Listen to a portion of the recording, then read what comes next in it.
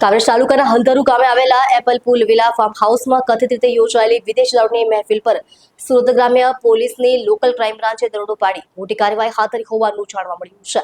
પોલીસે સ્થળ પરથી કુલ 9 વ્યક્તિઓને ઝડપી લીધા હોવાનું સામે આવ્યું છે। મળતી માહિતી મુજબ એપલ પુલ વિલા ફાર્મ હાઉસમાં ખાનગી પાર્ટીના નામે વિદેશી દારૂની મહેફિલ ચાલી રહી હોવાની ચોક્કસ બાતમી સુરત ગ્રામ્ય એલસીબીને મળી હતી। બાતમીના આધારે એલસીબીની ટીમે તાત્કાલિક સ્થળ પર પહોંચી દરોડો પાડ્યો હતો। દરોડા દરમિયાન પોલીસે સ્થળ પરથી કુલ 9 વ્યક્તિઓને કાબૂમાં લીધા હતા।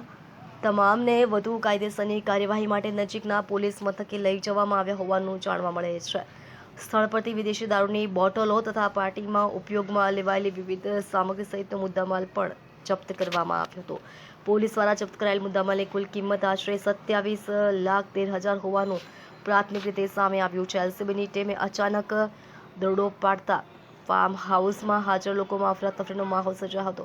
કેટલાક લોકોએ સ્થળ પરથી ભાગી છૂટવાનો પ્રયાસ કર્યો હોવાની પણ માહિતી મળી છે। જોકે પોલીસે વ્યૂહાત્મક રીતે કાર્યવાહી કરીને 9 વ્યક્તિઓને ઝડપી લીધા હોવાનું જાણવા મળે છે।